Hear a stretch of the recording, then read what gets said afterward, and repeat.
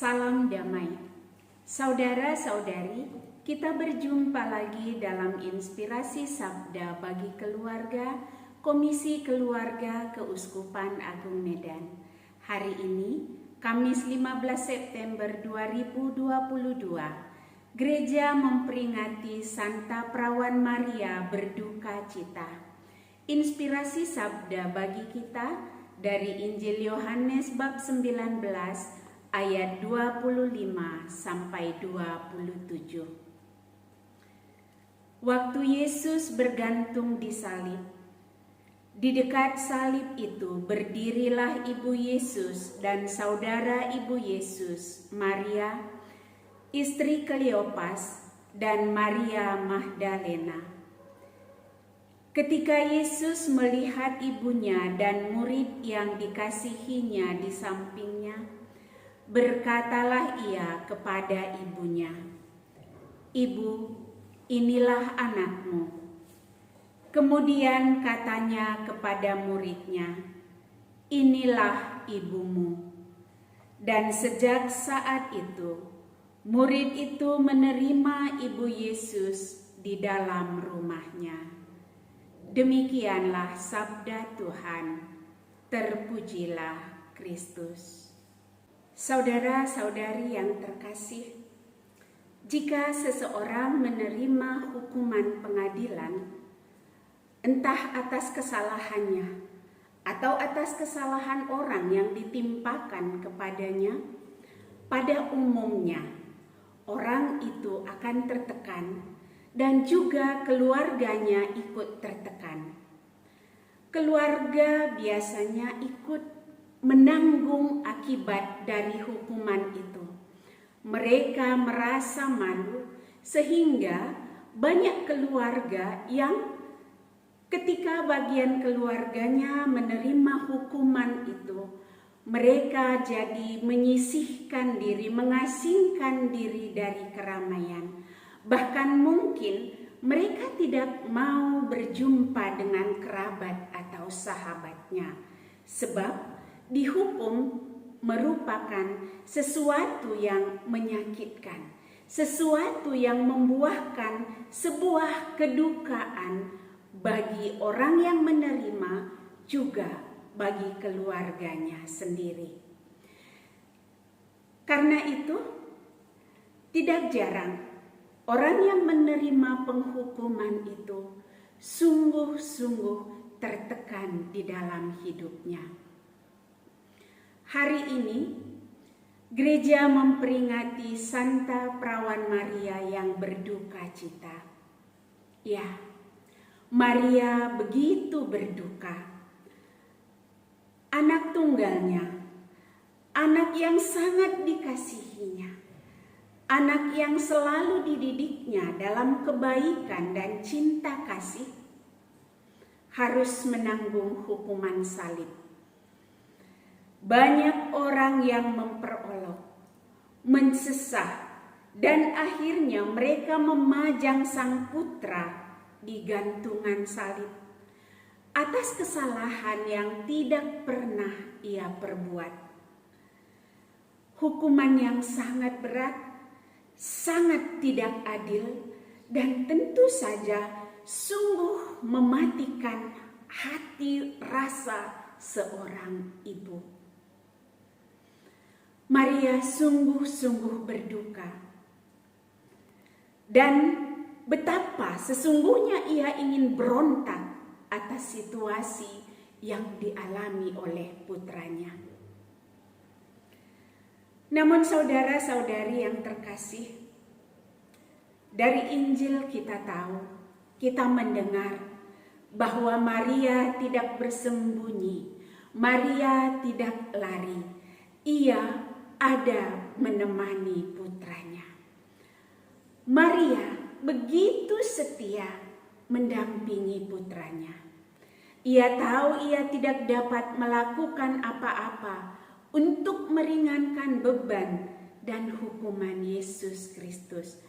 Namun hatinya, nuraninya sebagai seorang ibu percaya bahwa kehadirannya di dekat putranya pasti pasti akan mengalirkan kekuatan bagi sang putra. Dan itu dilakukan oleh Bunda Maria. Bunda Maria begitu setia menemani perjalanan salib Yesus sampai ke Bukit Golgota. Dalam Injil hari ini, di Yohanes 19 ayat 25 tadi dikatakan, di dekat salib Yesus berdiri ibunya dan saudara ibunya, menunjukkan betapa Bunda Maria sungguh-sungguh ada mendampingi Yesus. Dalam kedukaan yang mendalam itu, ia sungguh-sungguh hadir memberikan kekuatan kepada Yesus. Kata hati seorang ibu yang sungguh menguatkan bagi putranya yang menghadapi hukuman yang sangat tidak adil bagi dirinya. Saudara-saudari yang terkasih, di dalam kehidupan kita, begitu banyak orang yang sering sekali mengalami penderitaan, mengalami kesengsaraan, mengalami penghukuman yang tidak adil bagi dia.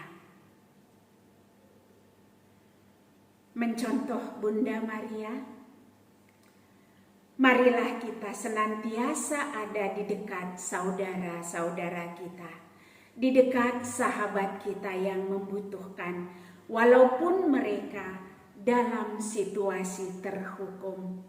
Marilah kita menyadari bahwa justru pada saat itulah mereka sangat membutuhkan kehadiran kita.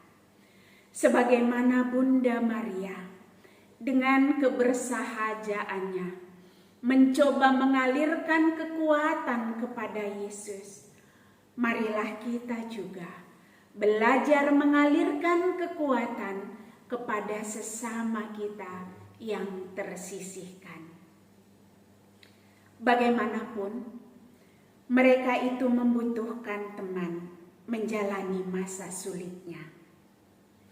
Apalagi kalau ia dihukum bukan karena perbuatan salahnya, tetapi karena kesemena-menaan orang lain terhadap dia.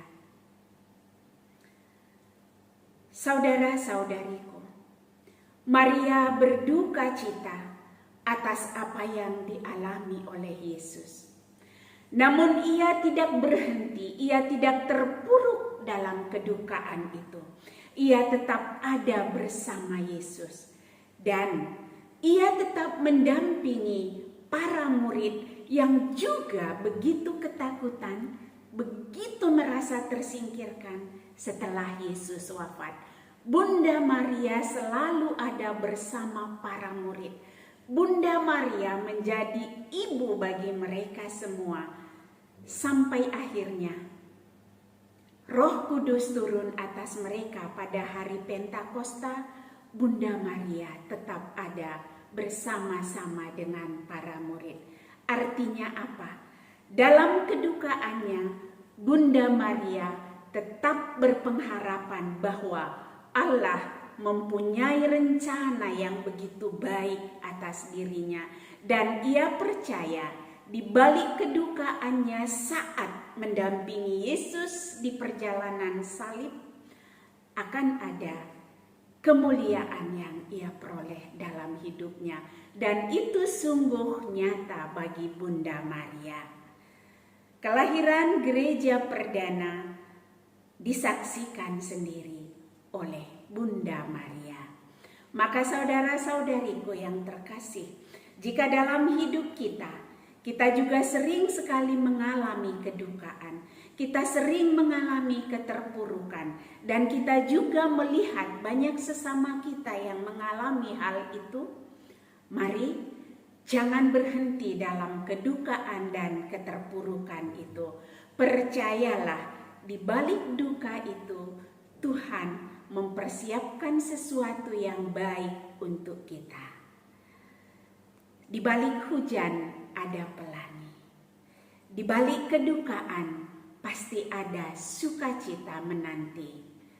Mari belajar untuk menjalani kedukaan kita dengan penuh iman, dan mari belajar untuk mendampingi saudara kita yang berduka, yang membutuhkan pertolongan kita, sehingga kita semua sungguh-sungguh bisa menjadi saksi Kristus yang sejati.